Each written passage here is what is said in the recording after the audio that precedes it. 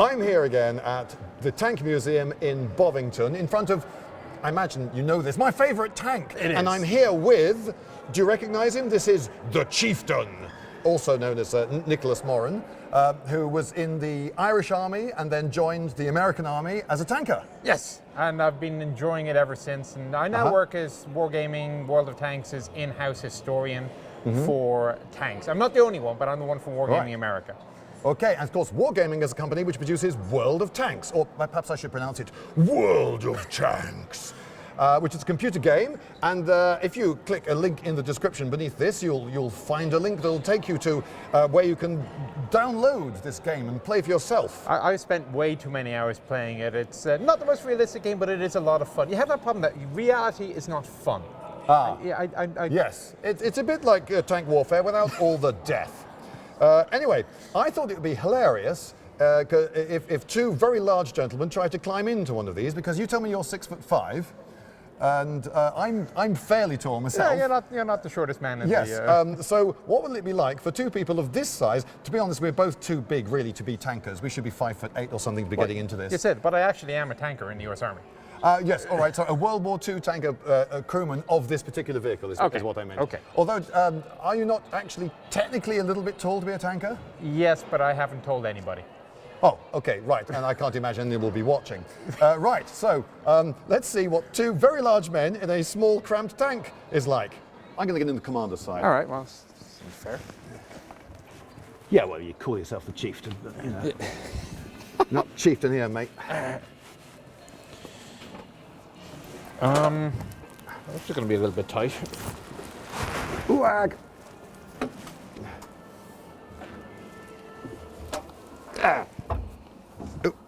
I'm stuck.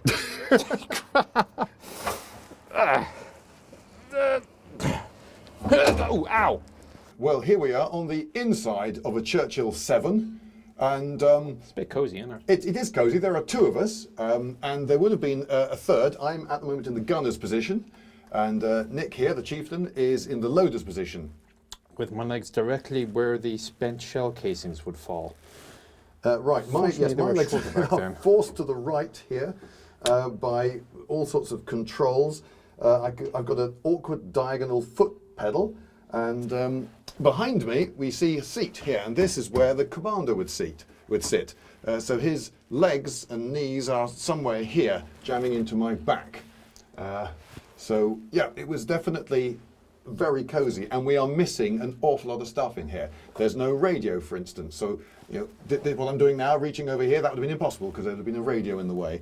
There's no ammunition in this turret either, and so all these bins would have been filled with stuff, and that's when everything was neatly done. You'd have the periscopes coming down here, watching your head. Each one of these catches would have held in a periscope, and those would have been jutting down here, so there are loads of things here to bash your head on. I mean, that's why we tend to wear helmets in the tank, except you British guys didn't think it was stylish enough or something. Good Lord, no, you don't want to wear a helmet on the inside of a tank. What's wrong with a beret? Well, I've been inside a lot of tanks, I've gotten a lot of head bruises, and I would be not surprised to discover that people learn very quickly how easy it is to knock yourself out in one of these things. Oh, if this came to a sudden lurching halt that you weren't expecting, there are 100 sharp metal edges to hit to cut yourself wide open on, yes. And then, of course, after the war, there was this medical assessment by the British Army that said that 60% of tank casualties were in the area of the head that would have been covered by the helmet had they been wearing one. Yeah, but you know, I've done rock climbing, and when you've got your rock climbing helmet on, your head is significantly larger, and you can't get as close to the rock, and you can't fit through gaps as easily. That was part of the argument, actually. The RAC helmet was not very popular, especially with the intercom system. It was designed for it, didn't really work very well. But I mean, hey, you got enough ways to kill yourself inside this thing. Yes, without the enemy even helping. The amount of room we've got here is quite extraordinary. And you've got to imagine that, of course, everything. Well, when the turret spins, most things spin with you, which is nice. At least we've got the luxury of a turret basket. Yeah, a rotating floor beneath us. Although, of course, it rotates relative to some other things which are outside this gap here. And you've got the turret monster here. These, you won't be able to see, but there's a ring. There's the teeth of a ring all the way around us. So when it does spin, you've got something to rip your fingers off and any bit of clothing that snags. Well, in fairness, the turret monster doesn't have to be just a ring. I mean, if I accidentally leave my foot out right here, it gets caught in between the suspending post of the turret bin and whatever that is. I presume it's an ammo bin or something. Lots of ways for you to lose limbs and other parts of your anatomy. I mean, from the loader's side, I'm just trying to figure out, I have a 13-round stowage bin to my right, and I'm trying to figure out how I get the ammunition from here to here. Because I only have, 3 inches between the side of the breech and my front, so I guess I can pass it underneath and up. I mean, rate of fire on this thing is... Well, except that you've got a big canvas bag here. That's a good point. Catching these spent shells. So it's got to come up over in front of my face and then back down and in. Well, I'd like to think that you'll have one in the spout ready, and another one perhaps in your hands, and another one perhaps in some ready position somewhere around here. Well, you don't want to leave the ammunition lying loose, it'll just fall off when you hit some rough terrain. Not that this was the fastest tank to be bouncing over terrain in, but still. It's, well, yeah, it went about 15 miles an hour, and when you see film of these rocketing along at 15 miles an hour, it looks really fast. It's a strange illusion. Any tank does. I got pulled over by MPs in Iraq for speeding in my tank, and I swear I was not speeding, but the MP thought I was. It's we had an interesting discussion. Possibly it's to do with how quickly it can go its own length. That could be it. Or you judge how fast something's going, and you aren't used to seeing such big things move. Or maybe it's because the track on the top half is going twice as fast as the tank is going, because you got that. Yes, that might do it. That's as well. probably Not that you can see much of the track on this tank either. Yeah, sure. You got the machine gun on your side, don't you? Yes. Here I've got it's got a sort of safety you must squeeze to be able to engage the trigger type thing on the back of the grip, and so yes, that would cause the machine gun, the Bisa, to shoot. And I've got in front of me a little holder here for the brow pad, which is missing, but I would have pressed my head up against that and looked down my sight. And I've got an extremely awkwardly positioned periscope as well, but at least I've got a gunner's periscope. Yeah, but very important to be able to see what you're going to aim at before you expose the turret and let everybody know, hey, there's a target over there, or there is a threat. Actually, I saw you were jiggling the machine gun a little bit. It's one of the problems we have. Is that just the motor, or is that the whole machine gun? It's a cylinder of some sort attached to the back of the machine gun. All right, so that's the machine gun. Ideally you want to have a little bit of looseness in the machine gun, because if it's too tightly in, all you're doing is just sending every single bullet in the same place. And if you have a little bit loose, there's a little bit of vibration, which means that you get a proper spread and a good beating zone with the machine gun. Okay, but if this is the coaxial that we're using for aiming with, then you're not. Not on this machine. No, you're thinking like the ranging machine gun on the Chieftain, that sort of thing. And on the Tank Fury, that had a ranging 50 cal as well. That was matched the. That's what the man told me. Are you contradicting the man? I have video footage which I could cut in at this point of his telling me that, that it was ballistically matched to the main gun. There's also down there for firing the ranging gun. So you say that very small foot pedal is for firing the coax? It can fire the coax, yeah, as well, yeah. But you also called it the ranging gun. Ranging gun, yeah. No. But the thing is, if the coax machine gun were hitting the target, and it's perfectly coaxial with the main gun, then the main gun wouldn't hit. So this 50 cal, if this is actually hitting the target, then this, which is perfectly parallel with it, is also hitting the target. That's right, yes. The coax of the M4 is a 1919 A4 caliber 30. There were some later American tanks, like the M47, you had the option of putting a caliber 50 in, but even that wasn't ballistically matched. I've been lied to by someone at the Tank Museum. Who would do that? I'm sorry, mate. Well, he said that the Fury, that particular version, he said it had a ballistically matched 50 cal. The Americans didn't put it in there. Okay, right. Anyway, so here we have a Bisa, which is unusual in that it fired 7.92. German ammo, basically. Yeah, it fired the same rounds that the Germans were shooting. So as we were going forwards from 1944 onwards and capturing German ammo, that was a use for it. Yeah. You said yeah in that sort of, but I've never actually heard actual evidence for it's the swap being made. Well, I mean, it's not just the bullet size; it's also the belt. Is the belt the same design as the German belts? Oh, I suspect they probably had to take everything out of the belt and rethread okay, it. yeah, okay, that I can see. Okay, yeah. But I mean, there was precedent. So some of the first 75mm armor-piercing rounds that was effective in North Africa, the American-designed ammunition didn't work so well. And what somebody realized was if you took the German 7.5mm armor-piercing round, you mated that to the shell casing of the American 75, you actually had a round that was capable against the Panzer IVs. All right. And it took about the same amount of time to convert the captured German stocks as it was for the Americans to design ammunition that actually worked. Okay, so a field modification. One of many people would ad hoc put something together that worked. Now, if I want to use this periscope and my commander has just said, okay, we're going to pull forward over this little rise here, and I want to look out for a big red barn because the target's hiding behind it. I've got to somehow get my head. How do I do it? Up here.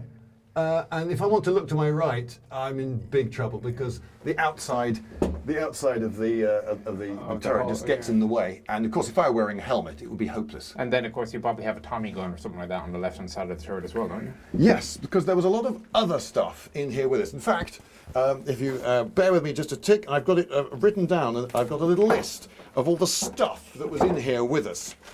Because the internal stowage, there was a Bren gun, and we all like Bren guns, don't we? And that was used for protecting the vehicle at night. They would set it up outside. Yeah. And we had Thompson machine guns for the crewmen, and they are pretty bulky submachine guns as well. They're fun to shoot, though. I shall take your word for it. I have never shot one. There was a map board. There was a signal pistol with 12 flares. There were gas capes and gloves for all the crew. I wonder how much time they spent inside the tank. I suspect they probably got shot of those. That's one thing that they didn't really need. 6 grenades. Until you really need it. Oh, well, yeah, then, yeah. But, you know, they should have sent warning. A pair of binoculars, a rangefinder, a clinometer, Hellison lamps, a cooker, fire extinguishers, the rations, of course. You actually had to carry a few days' rations for everyone. Blankets, water bottles, 15 tins of biscuits. I imagine that was a popular inclusion. Well, so you had to eat something with your tea. Absolutely, something to dunk. Spare periscope prisms. I don't know how many, but a fair few. 2 stretchers. I'm not entirely sure where they went. There isn't a 6-foot length of room in any direction here, so they must have been folding ones. They collapse, yeah. Yeah. And then the smoke cartridges, 20 smoke bombs for the 2-inch mortar, which is on your side. There's a bunch over here. There's 16 of them in this little box here. So that was operated by the loader. Little breech loading thing here. 16 rounds in this little box here, and you said there's another 4 around here somewhere. Yeah, and there's it doesn't swivel, but it had fixed ranges. It could be set to 20 yards, 70 yards, or 110. Yeah. So mostly that was for projecting smoke forwards, perhaps in support of infantry that you were trying to help out, or perhaps to this is cover more your of own a escape. self-defense. This is a self-defense one. For supporting the infantry, you would have a smoke round for the 7.5, and that would be done very nicely. Yeah. And some of it was Willie Pete as well, if I recall. Certainly the American 75 had white phosphorus. Willie Pete. Mm-hmm. Okay, I haven't heard it called Willie Pete before, but I immediately picked up, that'll be white phosphorus. Have you not seen any Vietnam movies? I have seen Vietnam movies, yes, but this is a British tank, which, as you can see, is painted silver on the inside, which was the British habit, to keep visibility good. And also to see any leaks or anything else like that. If you have a hydraulic system for the power traverse and there's a leak, say a nice bright colour inside the tank makes it much easier to see that you're leaking. But so the amount of smoke and noise produced by 2 machine guns, a 75, possibly a smoke mortar going, and that's just the noise that you're generating, regardless of what incoming fire and artillery is doing. And you got that one little fume extractor. A little fume extractor there. We were actually missing the motor for it, but there would have been a big motor here fed by these wires, and that was drawing smoke from the guns out the top. But when you had hatches down, if you've been firing the machine guns for a length of time, your eyes would be streaming from the fumes, and you'd be gasping for fresh air. I mean, there's not really much else to be said about it. So, I mean, the next thing to do is just to imagine you're inside this thing for hours at a time. Days even. Yeah, your legs are going to die. I mean, just... It's amazing. Where does the commander put his legs? This is quite a thin. Actually, that's not a very strong spring, but possibly it was stronger once. Flap, and that is what stops you from getting your arm taken off for the recoil of the. Now, of the this main does, gun. in fairness, this does fold up out of the way when you're not using it, so you have a little bit of room there. But, True, but as soon as battle looks imminent, that's going to be. Yeah. Well, here's the thing. So, as a commander, I'm 6'5". I'm usually sticking my head at the top anyway. Right. So, only in the most extreme circumstances would I get down into the tank. And in such a case, my temporary discomfort was really not very high on my list of priorities at that moment in time. Well, you've got to get in and make sure that your legs aren't going to be taken off by the recoil. Yeah, granted.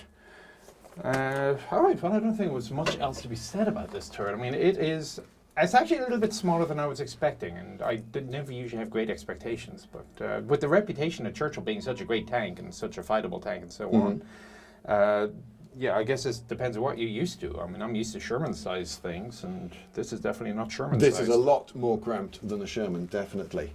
But we've also got thicker armour, which is nice. You do. I quite like being behind thick armour. Yeah, true, and easy steering for the driver. It's a very drivable tank. You have the Mer Brown gearbox for the steering, so you can neutral steer on the spot. So that's why this is so nimble. Oh, sorry.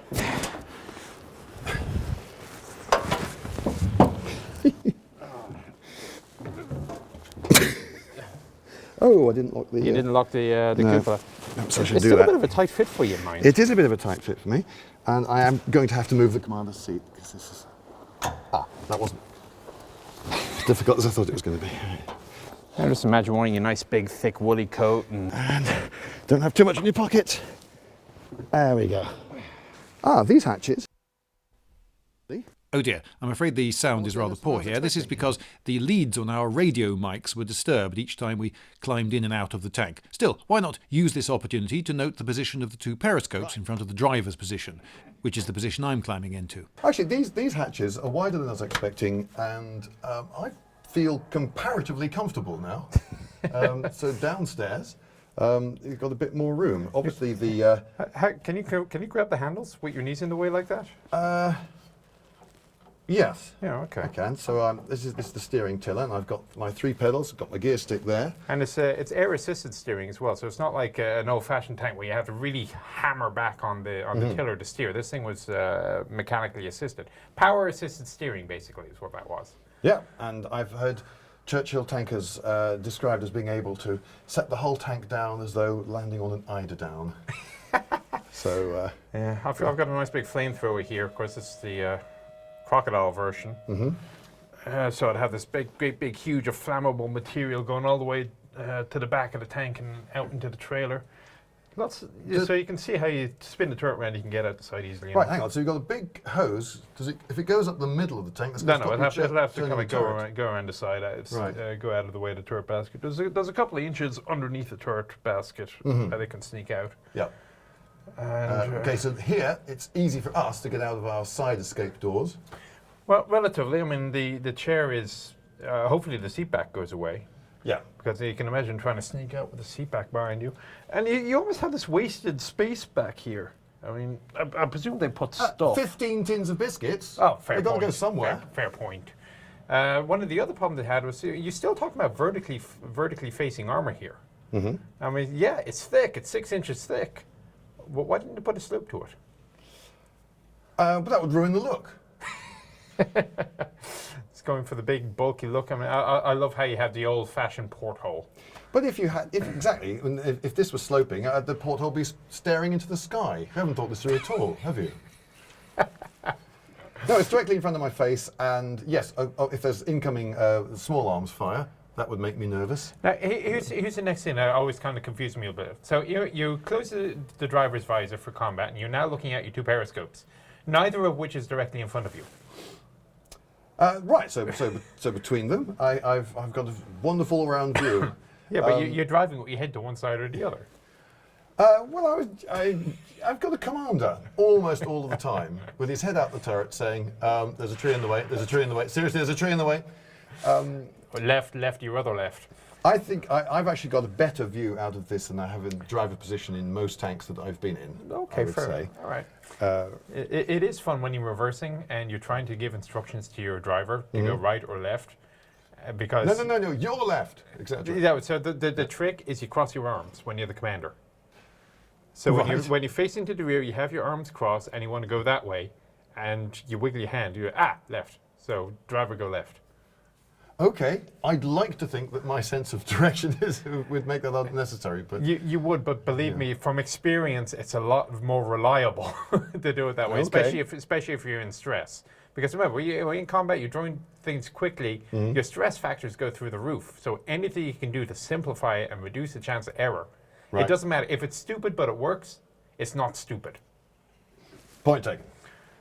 So little basic driver's dials over there. Here, yes, we've got a bank of rev counters and speedometers and a mileometer. Oh, according to this, it's done 0.9 of a mile. So it's not Brand new, fresh off the floor. yeah, it's not a very well-travelled tank, this. I mean, after about 5 minutes sitting here, my back is starting to hurt a little bit.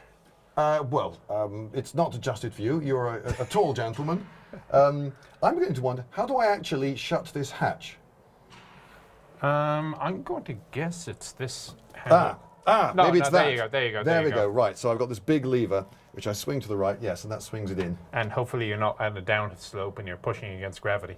Oh, yes, that would add to the challenge quite considerably, wouldn't it? Still, they made these crews out of leather, clearly, because I mean, for someone of my height, actually, if I lurched forward, I would smash my head against the roof. I mean, there's reasonable padding on the hatch covers. I mean, look at this padding here to stop yourself bashing your head too hard. Now, one of the things I do notice is these hatches are not spring-loaded.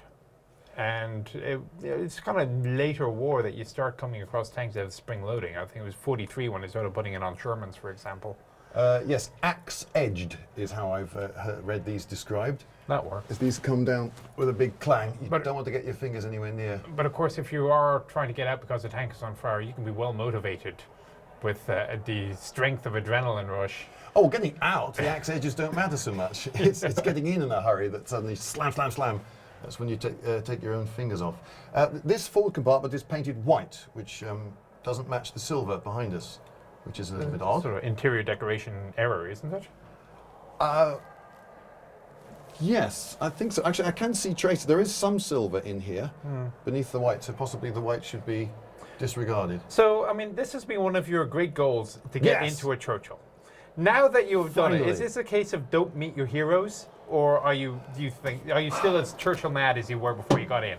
No, I've heard the inside of a British tank in World War II described as a stinking haven of human affinity.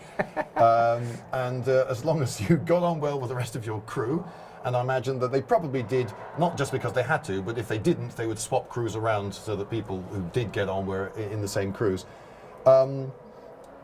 It's a nicer place to be than just about anywhere else on the battlefield. True. When the shelling starts, you're in a pretty much artillery-proof box. I'm far more likely to live and go home and see my folks back home again. If you're in a Churchill, okay. If I'm in a Churchill, and if I'm in a tank, but particularly in a Churchill, it's one of the safer tanks, possibly the safest. Yes, the smells would have been extraordinary. We're missing the smells here. I read of one memoir where one of the crewmen had some medical condition which meant that he had to pee very often, and he was always peeing into used shell cases. And the others complained. Yes, you would be covered in oil, covered in smoke, and probably didn't get to bathe that often. So yes, this would be a stinking haven of human affinity, but nicer than most muddy foxholes, I would have thought. And it's your home. We tankers have a great affinity to our tank. We love our tank. It is our home. It's like an extra member of the crew. So my tank in Iraq was my 5th member of the crew. Right. So to that extent, yes. On the other hand, this is not the only tank you've been in, and then you got the question, well, if you have to fight a war and stay alive, do everything efficiently to win the fight, Churchill or Sherman or Cromwell or... I'd be satisfied with this. You're doing a job. This is an infantry support tank, so you'd be working with a company or a battalion of infantry that would be assigned to work with you. There's an infantry telephone at the back, and I think you would feel useful. You're doing a job. You're protecting the poor bloody infantry. PBIs, the PBIs, the guys with the boots on the ground who actually have to go forward and take the ground. And you've got the tools to do it. You can get this over almost any terrain because it's got such fantastic ground covering capability. You can get it forward against almost all opposition because of the thickness of your armour. They need something pretty big to stop this tank. And of course, most of the time, people go on and on about the German 88s, but most of the time they didn't have an 88 that wasn't what pointing you went at up you. against. Yeah. And then you've got a very good high explosive shell. You've got white phosphorus. You've got smoke of various types to cover the infantry. You've got Beezers to give them terrific support for taking out machine gun nests Or whatever. flamethrower. Or in this case, a flamethrower.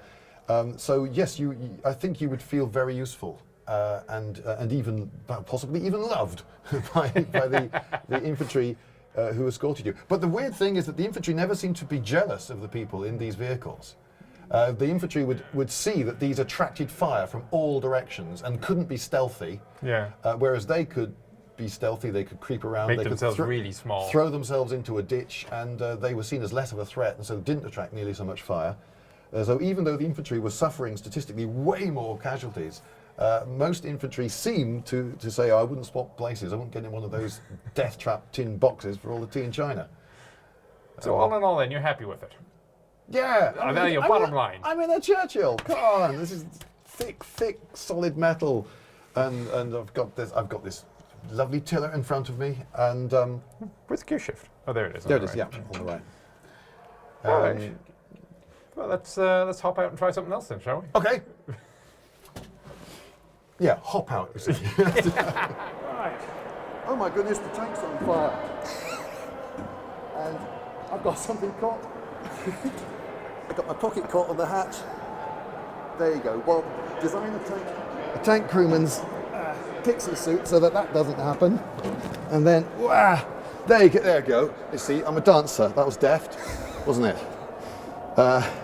Right. So this is the last Churchill ever built. Churchill 7. It's got a cast turret. At least the outside of it is cast, but it's got slabs of steel welded onto the top, which means that it's got a reasonably thin roof on it, whereas fully cast turrets tended to be a bit heavy, a bit thick at the top. So it gets the advantages of the strength of one piece around the edge, but not too thick a roof. I think it's the first tank to use that construction method. We're in an ideal position to have a look at the commander's Vane sight here. So the commander, whose head would be poking out this hatch, could look through this, and you can see that these two vanes are narrower than these two, so that would presumably act as a sort of rangefinder, rough and ready. I wonder if it's a mill, if it's on a mill scale. Are you familiar with the mill scale? Yes. Yeah. Could be, or it could be that a tank or building of known size should fit into one of these at a particular distance. Well, again, this comes back to mill. So if a mill Yeah. is an object delineated by 1 degree at 1,000 meters, no, I'm wrong. A mill is the angle delineated by an object 1 meter wide at 1,000 meters. Right. But they would calibrate it to something a bit more useful than 1 meter wide, surely, like the width of a typical tank or Or the house length of a tank or what have you, yeah. So here we are on the rear engine deck of the Churchill. And I like the mesh here, so you can get some sleep. Nice warm engine heating up overnight, and it just radiates heat for a couple hours. I suppose it could be used for that, yes. Or you could tie lots of stowage to it.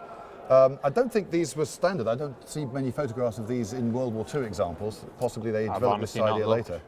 I couldn't tell you. This is the exhaust pipe here, and they got the exits for the exhaust pipe there, so anything put immediately there would get very hot and sooty. Yeah, I think there used to be extenders on this, just judging by this bulb, because otherwise, I mean, you have the exhaust coming onto the big fuel tank. That'd be fine, don't worry about that. You got the air louvers behind here that have to be unbolted. You take them off and you slap them on the back deck when you're taking it on a train. Yes, because the requirement for any British tank design in this period, I'm completely confident that you know this, but you might not, was that it had to fit through a railway tunnel, any railway tunnel in Britain, because you don't know where that tank is going to be needed. And of course, a lot of railway tunnels have got a curve in them, which limits the width of the tank to a specific measurement. And this tank was designed to have removable air louvers on the side so that it would fit through the narrowest of tunnels. I have read of troops in the Ardennes. So it's the Battle of the Bulge, it's really, really cold, snow everywhere, and they had a long journey to make to rescue the poor Americans who got into trouble, apparently. But don't worry, the British were coming. Something to do with nuts or something. Yes. They run out of nuts. Yeah, we can look it up. And they loved standing on the rear engine deck because they're cold. It's lovely and warm. Their cold feet, and it would warm up their boots lovely. The trouble is, they then had to requisition new boots for everyone because all their leather boots got wrecked. Do not force dry leather. It's not good for it. There is this mysterious, I've always wondered about this mysterious angle on the turret bin here, which looks as though it's been designed to miss something as the turret spins, but what? But it's pointless because if it's spinning around and you need this much clearance, you're going to need this much clearance everywhere on the bin. I have no idea why they did that. It seems to be a waste of space. It's a mystery, but I can tell you what went into the turret bin because I know you're curious and I have it noted here. Inside the turret bin there were covers for all of the guns, 5 greatcoats, a waterproof cover for the tank, a camouflage net for the tank, a matchet in a sheath, an oil tin, ropes for changing the tracks, 3 staves and an intermediate and stave end. No, I don't know what those last things are, but they were in there. And they must have been packed extremely well. Yeah, that's a lot to fit into that thing. Yeah. Well, I mean, most tanks would have sponson bins and stowage bins around. Churchill does not. It looks like everything is either in that or it's just hanging off the side of the turret. Yep, more blankets and ground sheets would be in rolls on the side. Oh, and that, do you know what that is? That tube there, just behind the commander's hatch. Do tell. Yes. He's being very polite because I know that he does know. This is a tube that would have signalling flags in it. And so the commander, who's here, will be able to reach behind him and whip out a signal flag and signal to his comrades a message. I don't know if this was ever actually done in the field. They were trained to do it, but I've never heard of it actually being needed. They would use radios. Just on the range. If you're going down range in training, you stick a red flag on to say that your gun is live and you're going down range. Now, that said, I mean, even though there's lots of radios, a lot of the old technology was still used, like the wire reels, for example. So if you're in a logger, all the tanks would actually be telephone wire connected. Right. Because that way you're not broadcasting your unsecure lines, you don't have to speak in code. And if you got to go in a hurry and you lose some wire, you lose some wire. It's not the end of the world. So the old-fashioned technology is still very useful, even though everybody focuses on the radios. Yes, and of course there's also a guy on a motorbike was a common way of getting a message from one place to another. True, but there's no way of knowing that... that he got there. Yeah, that you got in there. So what can you do about that either? It was a big problem in 1940 during the fall of France. Messengers were being sent and not getting there. Units did not realize that there was an order that they had to get. And so they just sat there, and the Germans, by the skin of their teeth, are just punching through everywhere because nobody had been told, hey, you were ordered to go stop them. But for want of a nail. I am a fan of the M4. I think people who watch my stuff know that I think this is one of the most underrated vehicles of World War II because of just what it had to do. I mean, name another vehicle that served in every combat theatre. Another tank. Every combat theatre tank. I imagine you've probably checked in advance and you realise you've trapped me here because there isn't one. Well, there's 2 possibilities. One is a Stuart. A Stuart might have shown up in the China-Burma-India theatre, and the same with Matilda II. Matilda II showed up in the Pacific, showed up in the Soviet front, showed up in the Western front. I haven't found reference to it being in the CBI. That's not to say it didn't happen. The Grant stroke Lee, that Eastern Theatre and North Africa. But not Western Europe. Yeah. So this tank had to be supported everywhere in the globe, and it had to work. So I mean, you can imagine that for a tank to work in the humid wetness of the Pacific and work in the frigid colds of the Soviet wastelands, that's some pretty good engineering. that a lot of vehicles would But not have had. were they planning this in advance, though? Were they designing a tank for use in Europe and or North Africa, and then later, oh, it also needs to work here, and it also needs to work there? No, they just started it in the immediate. Of course, America is so huge. You got testing everywhere. You got swamps in Louisiana. You've got the Alaskan cold. You got the deserts of Nevada. Right. So they could test this vehicle for operation everywhere before it got released for sale. Right. And also for just general use as well. Yes. It wasn't on sale. So the M4, of course, in 1942, one of the best tanks in the world. They upgraded over time. A perfectly good 76. Not quite as good a hole puncher as a 17-pounder, but a better overall gun for general tank work. Okay. If you know where I'm coming from. So, of course, we're in front of Furious. An M4. Right. This is. And it's filthy. Why is it so flipping filthy? All the other tanks in this museum, they keep clean, but this one is just So covered in dust. the M4A3 was what this vehicle was supposed to be. This is actually an M4A2. This is the diesel-powered version. And the Americans didn't like the diesels very much. The Marines used them just because they were available. But we gave all the diesel power to the British and to the Soviets. So as I said, the M4 showed up with the Soviets. The Soviets loved this thing. I mean, I'm not sure they loved it better than the T-34s. There are arguments as to whether or not some units preferred it. Right. There's a book, Dmitry Loza wrote a book. It's called Commanding the Red Army's Sherman Tanks. It's a very easy read. I highly recommend. If I haven't read it, I recommend you do so. I haven't read it, I will confess.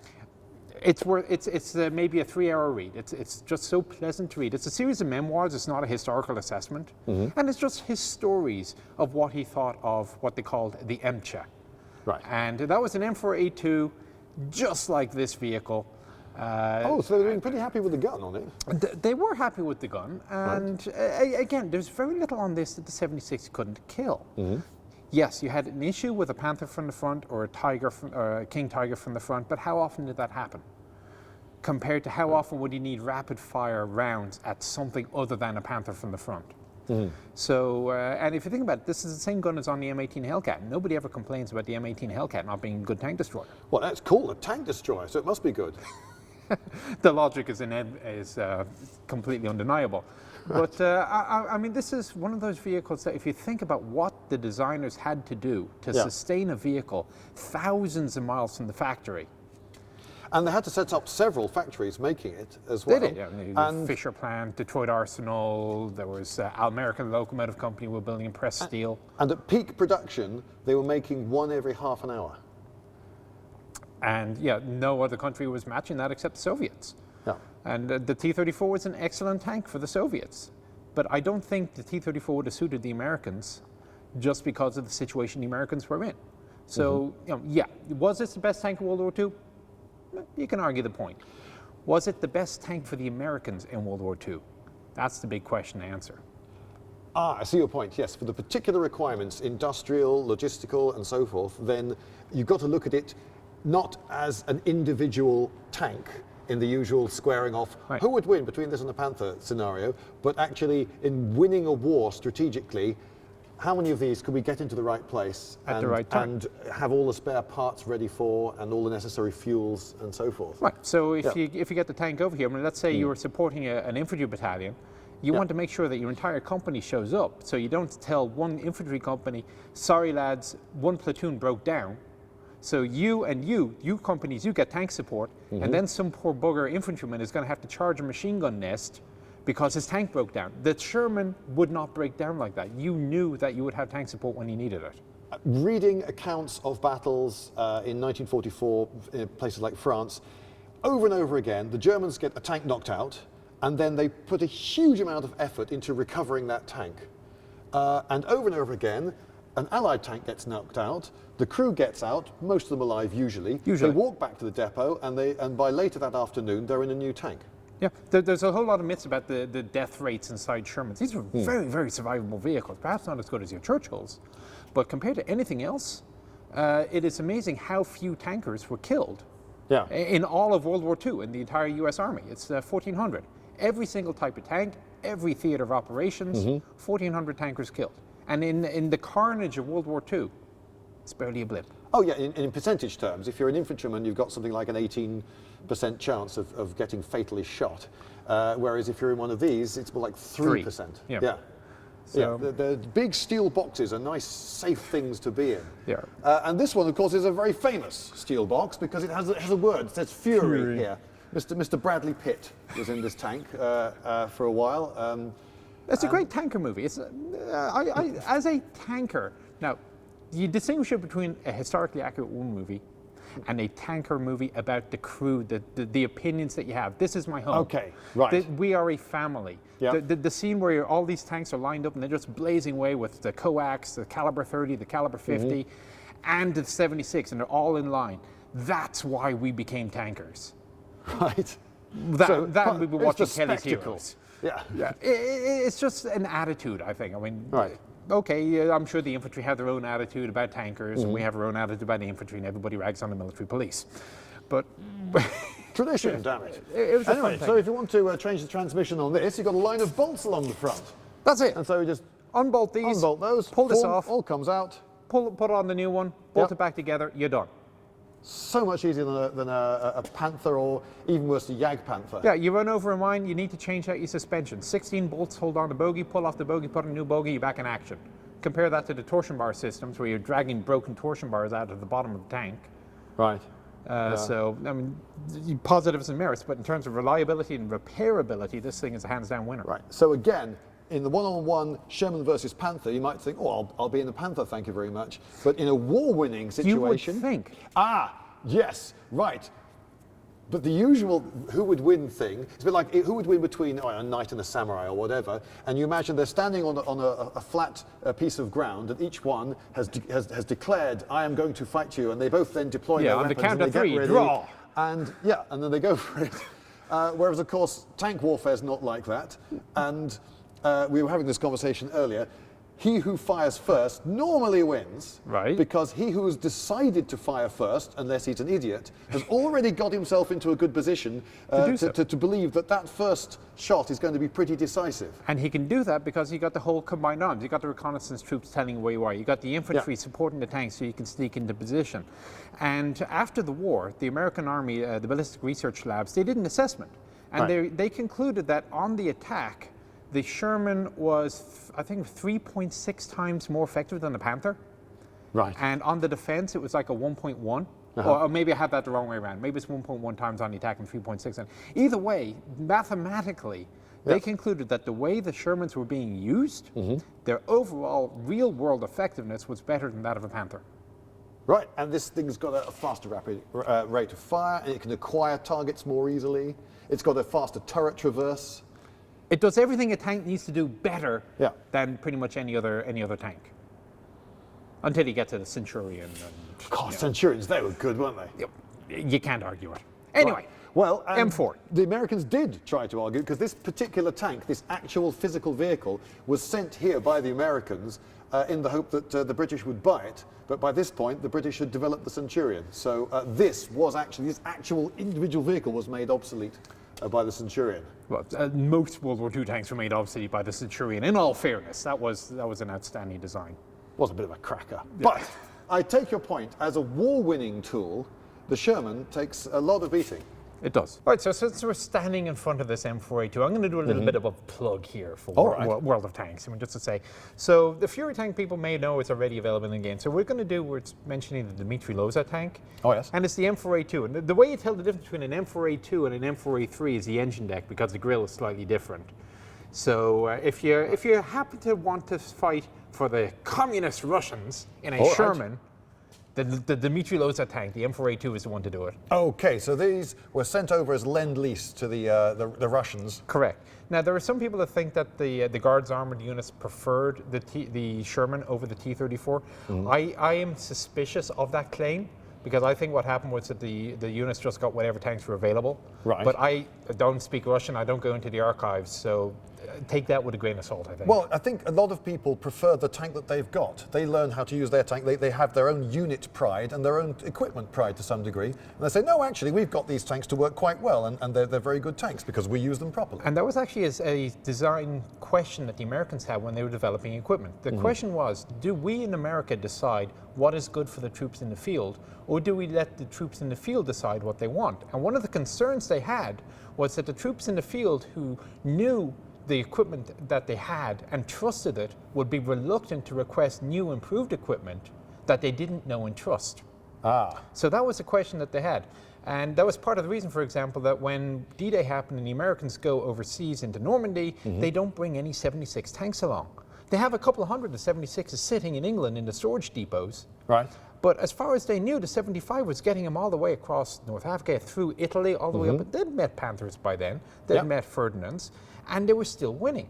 Why rock the boat? Why bring a new type of ammunition? Why retrain gunners and mechanics to operate this new 76 tank if what we have works? And they left them behind in England, and then they had the Panther Panic of June 44. Oops. Yes. In a word, yes. Yes. Oops. But they got past the musket stage at least. Someone in high command has said, "Do you know what? I think these rifles might catch on." But again, if you think about it, ordinarily a wargamer in particular would say, I want the biggest possible gun. And they don't think about the logistical and the training and the maintenance requirements. Yeah. Every time you change a piece of equipment, all this back behind the tooth to tail, you got a huge tail, that all has to change. And is it worth it? And at the time they said no, and it turned out to be an error. And you could say the same thing of other weapons. When the Gympie, the general purpose machine gun of the British Army, was no longer issued, a lot of people really liked those guns, and they stowed them away in attics. And when the next war did come along, a lot of these guns that apparently had been discontinued just reappeared magically. Oh, you want to start a fifth fight in the US? Just claim that the 9mm is better than the 45 as a sidearm. There will be a lot of people that are 45 fans and say we should never gone away from the 1911 and gone to the M9 Beretta. Now, personally, as a tanker, I'm using a pistol to keep the other guy's head down while I go away and get another tank. I don't care about the lethal effects. Okay, right. Now, when we started this, we said it was going to be, what, 2 sentences about this tank. We got a little bit sidetracked there, didn't we? Well, I'll tell you what, let's go look at something else. I'm calling a halt here. Okay, everyone, we've had enough of this. Sorry. Right, let's come on, let's go.